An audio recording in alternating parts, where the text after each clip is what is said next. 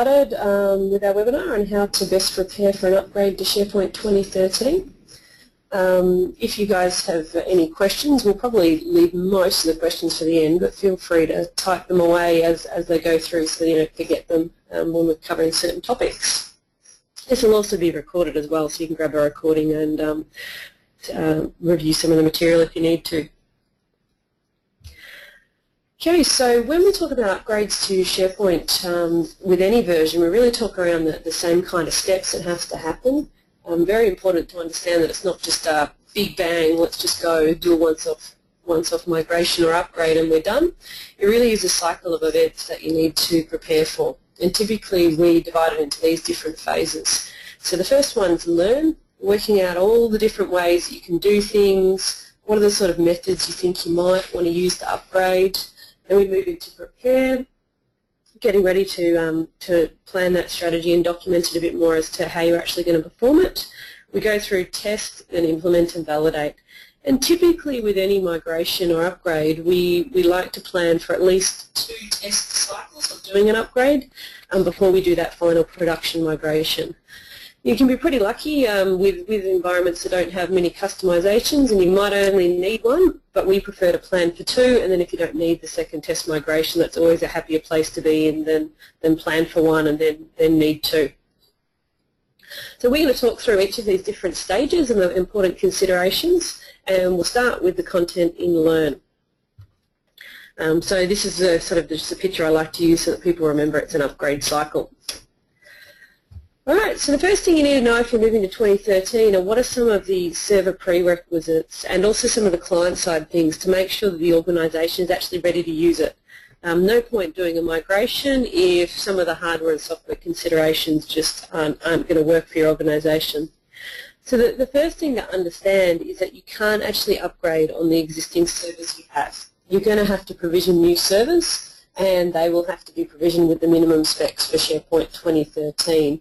Which is actually Windows Server 2008 R2 or 2012, and you'll have to go to the same versions of SQL as well. If you did want to use your existing SharePoint 2010 farm hardware, what you would have to do is you'd have to uninstall it, clean all the installation media off and any references to SharePoint, basically rebuild the entire OS and then use it, which, as you can probably imagine, is a pretty bad idea because you've just taken out your entire production farm while you're doing it. So in general, we always talk about new hardware for 2013 migrations. Big part of the story is also the client side. You're going to have users that want to connect in and use this system, so you need to make sure that they're not going to experience any issues as well. The best versions of Office platform to be on are really the 2010 or Office 2013 versions. And then if you're doing some of the more configuration items using SharePoint Designer, you want to try to be using SharePoint Designer, the new 2013 version of that as well to match. You can use the older SharePoint Designer 2010 for some old mode sites, but really better to move to the new version. And also SharePoint Workspace will actually work with both. The other important part of the story, of course, is the browser that you're using. So Internet Explorer 8 or higher is the aim for support there. There's also great support of non-Microsoft browsers, going through the mobile browsers as well. So unless you're on a very old version of Internet Explorer, there shouldn't be too much issues there. There used to be 2 main methods for if we were talking about 2010 upgrades that are really database attach and in-place farm upgrade. Now they've actually changed that around a little bit, so the only one we can do when we're going for an older version of SharePoint to 2013 is what's called database attach upgrade. This was the method we always recommended for upgrades anyway, so it's not really a bad thing they've removed this, because the beauty of using database attached means you can have your current SharePoint farm running and people still accessing content in a read-only mode the entire time you do the upgrade. So there's much less downtime, and you've also got a very good rollback story should any issues occur. There is still what's called an in-place farm upgrade, but that's only for what we call build-to-build upgrades, so patchings. When Service Pack 1 comes out for 2013, that will be when you would do an in-place upgrade to that new Service Pack version. With 2010 upgrades, there are only a couple of databases that you could attach and bring across, being the content databases, the profile database and the project databases. In order to get a lot more of your configuration across from 2010 though, they've actually extended this. So if you're on the 2010 version of SharePoint, you can bring across your project databases as well. What that will do is it'll merge the four you've got currently back into one to make it a lot more manageable. And then you can also do your search admin, your social database, your managed metadata, and your secure store. You can only do your secure store if you've got the passphrase there for it, but presuming you've got the configuration, that one will come across. So you'll get the majority of your configuration pieces through the database attach method. The things that won't come across, the configuration database. So there are some settings you'll miss at the server platform level, and we'll talk about how to handle those in a minute. And also you won't get your search index. So what you need to do is to plan to re-index when you're on the new platform. If you've got a really large amount of content, you can plan it in a way so that users will be able to access that content very quickly. For example, if you're indexing your file shares, you might decide to have your production 2013 farm running for a couple of weeks before you go live and get that indexing process going. So all that part of the index is already fresh and there and ready to go, and the only bit you have to re-index once you've done your upgrade to 2013 is the content that you've brought across. Also, you can't bring across your sync database for the user profile, but that really doesn't hold any useful information anyway, so it wouldn't give you a lot of value. The other really important thing from an infrastructure and technology point is that the Windows Classic support for authentication is now considered to be deprecated. So it's not really something that you want to look at using with the 2013 platform. It is actually possible to run web apps in this legacy mode if you need to, but there's significant loss of functionality with the new features that you won't be able to use. Some of the things like Office web apps won't function properly. So really what we need to do is look at getting to Windows claims. Of course, if you're already using claims, that won't be too much of an issue. And if you're using forms authentication already with non-Windows claims, you can already, there's no issues there in bringing that across. Now with the migration to claims, this is a fairly big change for lots of people within their network environment, and particularly if you've got a lot of third-party apps connecting in with your SharePoint environment. It's something that you really want to try to isolate from your upgrade to SharePoint 2013. If you do both together without any sort of testing or space between the two, it's really hard to work out which one of the two events is causing issues. So what we would suggest is do your main migration, perform some testing, and then do the claims flick, or the opposite way around. We've actually got a number of customers already that are looking to move their production environments across to claims now on 2010 to prepare for a smooth migration flow process. It's also very important that you have your authentication mode set up before you attach any of the databases, and we'll talk more about the process for doing that later. As you go through this claims migration, the biggest things to ensure you have in your testing cycle is anything that accesses external data, anything outside the SharePoint platform, even if you're accessing things like analysis services, reporting services on SQL Server, whether it's third-party systems on non-Microsoft products. So I'd definitely be listing all those things, including web services, in your test plan to go through once you do the migration to claims. There's also a number of other upgrade improvements that they've added within SharePoint 2013 that are important to know about when you're starting to think about planning your upgrade cycle. We'll talk about the first two, Deferred Site Collection Upgrade and Federated Services Compatibility, a little bit more in the following slides. I'm just going to touch on the other four very quickly. They've actually added something in 2013 called Site Collection Health Checks. This isn't so much of a benefit for when you're doing your first upgrade, but will be really good for helping keep your platform nice and clean for as you go through the patching cycle into end of Service Pack 1 upgrades and those kind of things. What they've done is they've added a bunch of site collection-based health checks that you can regularly run, and they'll start reporting on any issues that might be in that site collection. Things like whether users have gone through and done a certain level of customization that might cause issues, or anything else that will flag, and that rule set is quite extensive in there. So definitely something that once you get upgraded, you want to have a look at running these site collection health checks to get a sense of how your farm is running. There's lots of notifications that occur during the upgrade process. We'll touch on a couple that are used in site collection upgrade, but it's important to run through that list and just make sure that you're aware of what notifications are going out and that those notifications are appropriate for the audience they're being sent to. It can be very confusing if it's an administrator level notification that goes out to a wide range of customers, a wide range of internal users, or if it just says contact system administrator, for example. So you do have the chance to get in and customize a lot of these, which is definitely recommended. There's also a whole range of logging changes that will become useful. Logging traditionally went onto the file system of the servers that were running SharePoint. It still does that from a system admin. We still have that ability to look in there. But there's also a bunch of site collection level logging that's happening now.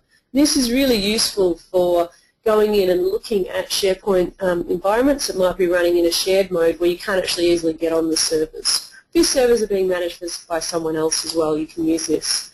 You can go in there and start seeing if there were any issues in the upgrade or if there are any ongoing issues occurring after the upgrade. We've also got the ability to throttle some of the upgrades that are going to happen. We'll talk a little bit about the two-step upgrade process that happens in the moment. As part of that, they've added a whole bunch of commands that allow you as an admin to really get in there and control when upgrades are actually going to happen to ensure that your servers are basically not going to get flooded by too many upgrade events. Now, one of the big changes they've made with 2013 is when you do your database attach, it goes through and upgrades the entire back-end schema of your SQL database to match 2013, but it doesn't actually flick any of the site collections across to use the new 2013 visuals and look and feel. They are left in what's called deferred site collection upgrade mode. And if you want to, and if you've tested this properly, you can go through using some PowerShell commands and push all your sites across. But for many customers, because there's a lot of testing that needs to happen of all these sites, and maybe some sites they want to flick across and some sites they don't, they may run in what is called this deferred site collection upgrade mode for a while. 2010 had a similar version of this. The difference is that with the visual upgrade component that was in 2010, it was very light.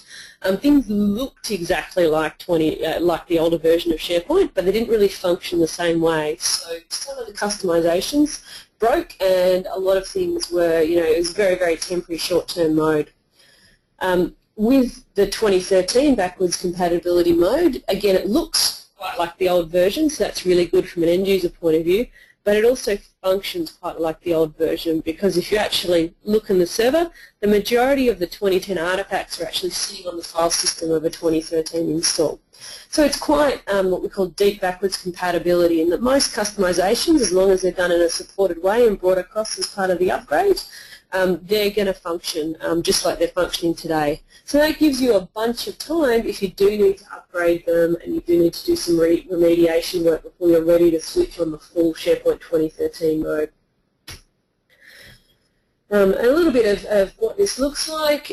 What you can see here is that you have the concept of 14 mode and 15 mode site pages. If a page is in 14 mode, the old mode, essentially it goes through and it still accesses the _layouts directory. It's hitting a whole bunch of templates in the 14 templates layout directory and those kind of things, and accessing a lot of the old controls. If the page has been switched across to 15 mode, it goes and hits a different part of the file system, layout/15, and loads all the appropriate 15 artifacts. And we'll talk about later how you can actually use some of this within your own code as well to render different user experiences if you've written customizations. As we go through that process of allowing end users or site collection admins to opt in and choose when to upgrade their site, there's a bunch of notifications that happen. So you saw the system status bar comes across, and that's like a non-customizable built-in message. You can't really change that, but it will actually notify them when their site collection's read-only, when it's upgrading, and when the upgrade's complete. But with the template-based emails, you can actually go in and customize these on a web application level. So this is where you can provide some more information on who to contact if there's issues, or whatever sort of messaging you want to push out through your organization. Now, the important thing to note, if we just go back 2 slides, when we actually go in and request, when we see our, it's the next one. When we actually see our sites like this, what will actually happen is you can see that this is looking very much like SharePoint 2010. We can see it's got experience, all that 15 has to offer, start now or remind me later. So if you hit the start now, what that will actually do is it creates what is called an evaluation site collection. This is an important difference from what used to happen with 2010. Rather than flicking the existing site across to a different mode, we'll actually create a complete copy of that site collection and show that using the new visuals. So there's 2 important things there. Because it's creating an absolute copy of the site, when you're planning for this, if you're going to let site admins do this, you need to allow for at least double the space within your SQL Server, because you're going to end up with 2 copies of sites for a period of time. You also need to make sure you get the correct messaging out there, because while it gives them an evaluation site where they can test all the new features, once they then actually decide to commit that upgrade, the evaluation site is deleted and the main site is pushed across. So it's just important for them to know that anything they do in that evaluation site collection won't be persisted when they actually do the final upgrade. It's a pure testing playpen, so it will delete that piece. There are some features which are not supported while you're in that 14 mode, or are different while they are in the 14 mode. So a lot of the new 2010 features, as you can imagine, aren't permitted until you do the upgrade. What you'll find as well is that the 2010 Web Analytics, that's had a major upgrade in 2013 to a completely different architecture and really a search-driven feature instead of the old Web Analytics that was there. So that piece will be basically completely removed, and only the Web Analytics features are enabled when you're in the new 15 mode. Same with Office Web Applications. Because of the architectural change that's occurred with Office Web Applications,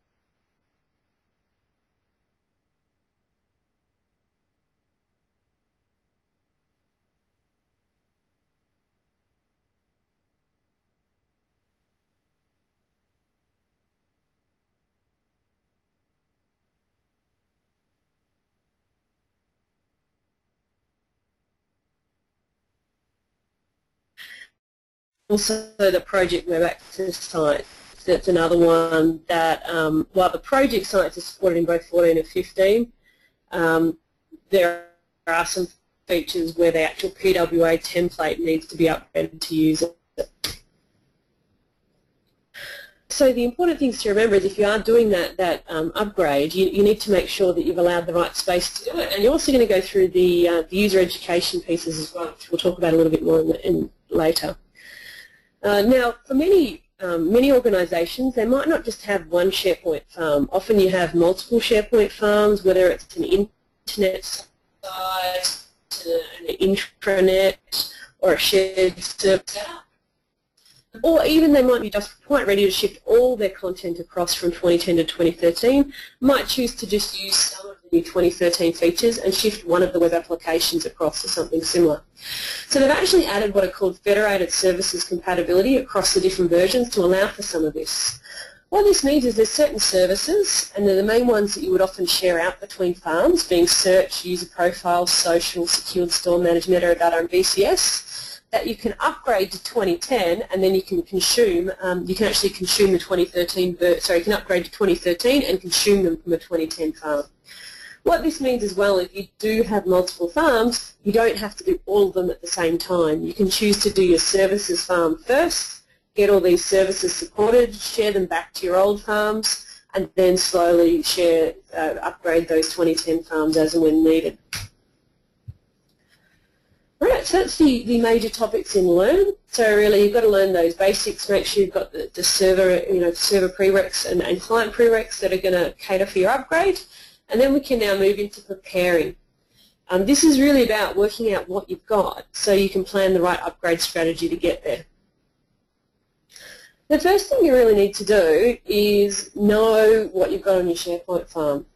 Now, lots of customers, when I talk to this about, they pull out some build document that they've got and say, oh, this is exactly what SharePoint's like, and no one's touched it. They haven't installed any customization since then. But then as soon as you start going in and actually looking around, there often is quite a lot of changes that have happened since some of those initial documentation has occurred. So we really recommend it's worth actually getting on the server, having a look around and running some commands to make sure that you've done a full audit of what you've really got, not what you actually think you have. The sort of things you're looking for are content databases, you know, how big are they, how many have you got, do they have any issues in them, what customizations are being used, are you using any cross-farm topologies, do you have different services that are being used or which services aren't being used, and also things like your farm and web application configuration. Anything at that farm configuration level that's not in one of those service databases we can attach, these are the things that you're going to have to make sure you can pick up and manually bring across to your SharePoint environment. Things like alternative access mappings, managed paths, farm level customizations. So there are a couple of commands that can help with gathering this. One of the things you can run is called test SP content database. You can run that both on 2010 and 2013, and what that does is it runs through a content database and tells you what all the customizations are that are needed to be attached and whether or not they exist on the web application that you're looking at. If you had people poking around on your file system, you can run WinDiff, that can be helpful. And if you're on an older version, so if you wanted to upgrade off 2007, you can actually run the pre-upgrade check command, and that will give out a full report on the upgrade. But that doesn't exist in the 2010 or 2013 versions. Because we're going to build a new SharePoint farm to get across to 2013, the main activity that can be quite time-consuming is making sure you get all the customizations together, get them installed, and get them working on the new farm. So we need to look at what WSPs or solution files you've got installed. If they're sandbox solutions, they're fine. They will come across with your content databases. But typically most customizations have been deployed as full trust solutions, so you need to make sure you can grab them. Now, if you've got an environment that has a strong change control process, you'll have hopefully all the latest versions sitting in a nice installation directory you can copy across. But as most environments have been running for several years by the point we're looking at upgrade, often what we have to do is extract these from the existing environment. And there is a way to do that through grabbing a copy of the configuration database and actually pulling the solutions out of there. Obviously not on your live database, you definitely want to do that on a copy. Other things you need to look at, some third-party tools especially often are deployed rather than with the WSP. There's actually an MSI or an XE that does the installation. And if you've had any people who've been doing unsupported changes manually on the file system, you'll need to get ready to X-copy those across or to remove them. So that can be a good thing to use a directory comparison tool to make sure you have it all if anyone has fiddled around at that level.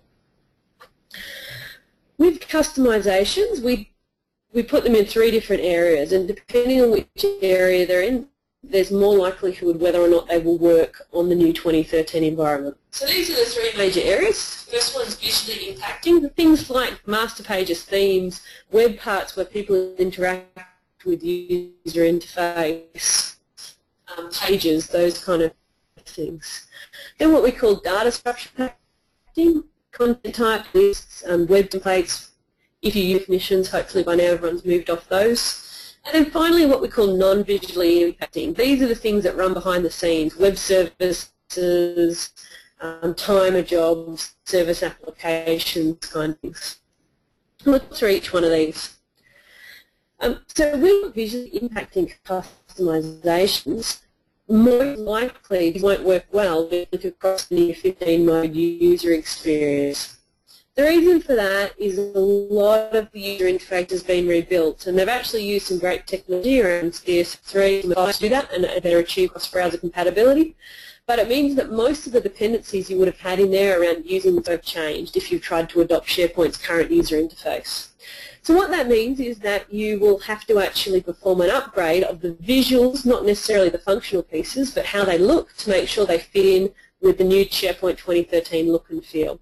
Generally, this is a fairly easy thing to do, but it's important that it's done before users start trying to use some of these customizations, as otherwise they might think things are quite broken just because of a very different look and feel or missing buttons or those kind of things. Usually, though, if you're sticking in that 14 mode, these should run fine because a lot of those old JavaScript and CSS references are there. They will actually function in both the 14 mode. Important to test, though, in both modes to make sure they are ready for when you switch across to those upgraded site collections. Also, with those sort of customizations, they typically won't throw any error, an issue. You like to work out that there's a big problem. The second category, data structure impacting customizations. These are the highest likelihood to actually cause a blocking issue that will stop your upgrade from proceeding if they're missing. So really critical you get these guys across. You can actually change them during the upgrade, but this can be usually quite expensive. So we would really generally suggest if you did want to make changes to any of your data structure, you do that as a separate piece of work to actually the upgrade itself. And you may need to deal with conflicting customizations, particularly if something's been upgraded multiple times through the life of your farm.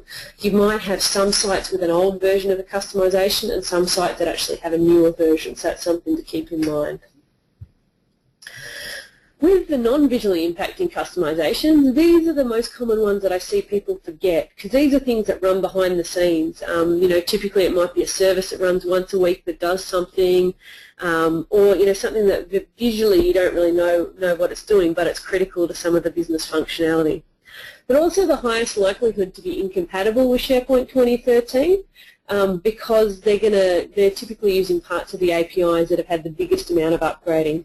So if you do have any pieces in there, like Windows services or HTTP handlers or modules or anything like that, these are definitely something to flag. We'll likely need a recompilation, if not changing of code altogether, and potentially a lot of testing and some remediation to get them running.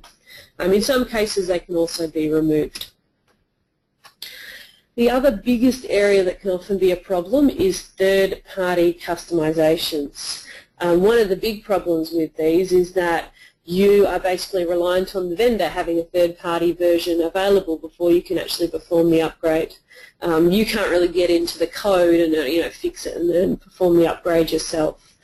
So as you're starting to do that report and going through and working out what third-party customizations you have, it's a good time to get in touch with all the vendors and have a look as to whether or not they've got a third-party version of their tool out for 2013. Typically, most of the leading vendors already have their 2013 versions out, or at least a release date announced for when they will be launching.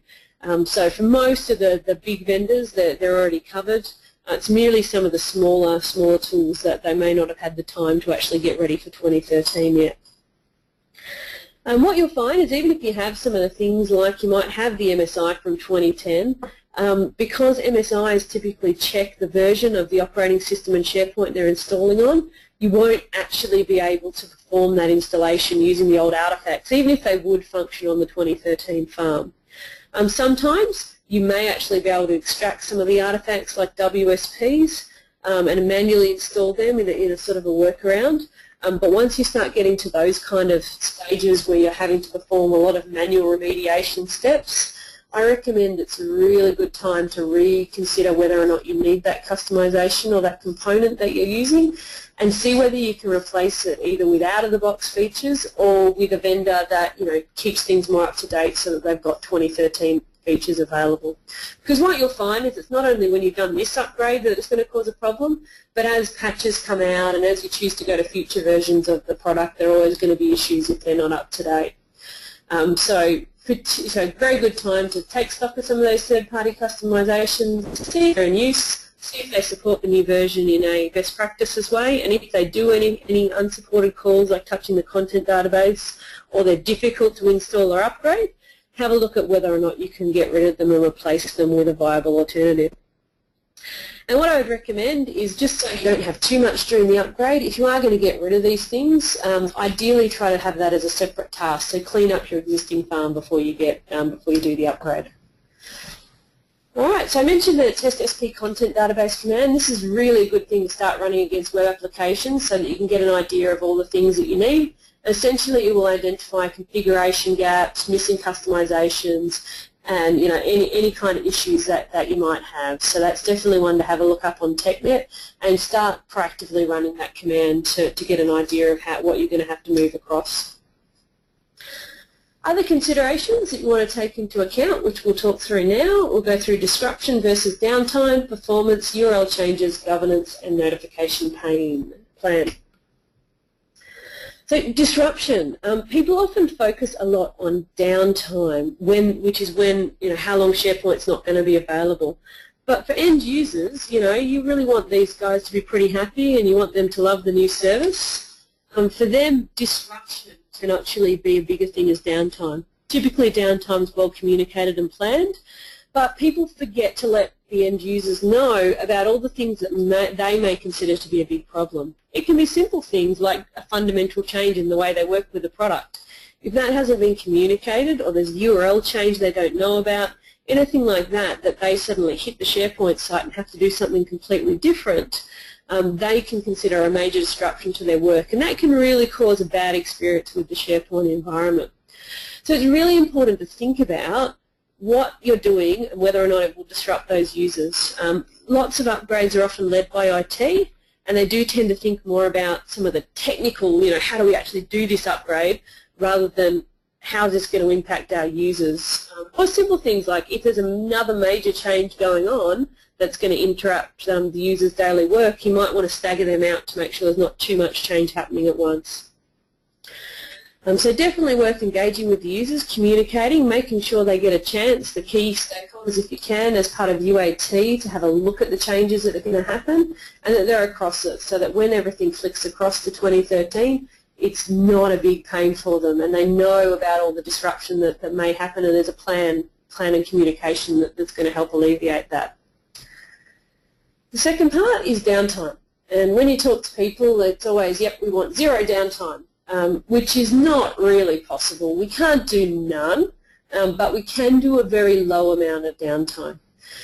Typically what we can do is, with the new database attach method, essentially we'll build the whole SharePoint 2013 architecture, do some tests of upgrade, and then when we've got the final sign-off to do the production migration, often that'll happen across a weekend, and what we will do is at a certain time, we'll turn the existing SharePoint 2010 environment to read-only.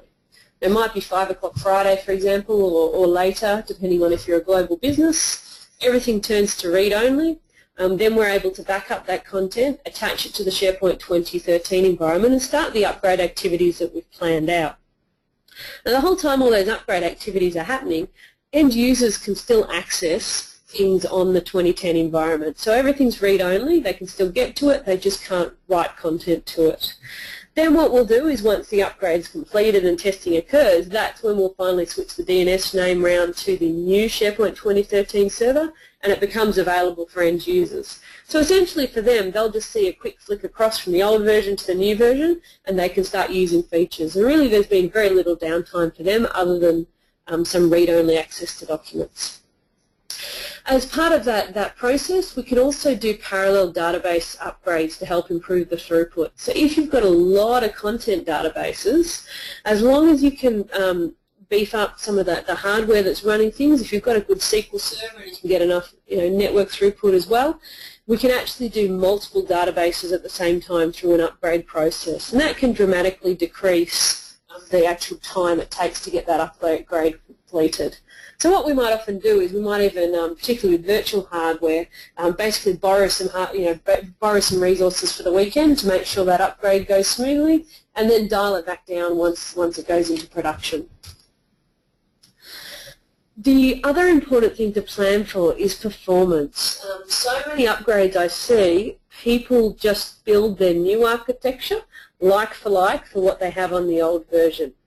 Now, if what you're doing on SharePoint 2013 is going to be exactly what you're doing on SharePoint 2010, I guess that might be functional. But then, the argument would be why you're actually doing the upgrade. There is a lot of architecture changes in SharePoint 2013. Things like Office Web Applications now requires different servers to be installed on. The social features rely heavily on a feature called distributed cache, and the whole workflow engine has changed as well in there.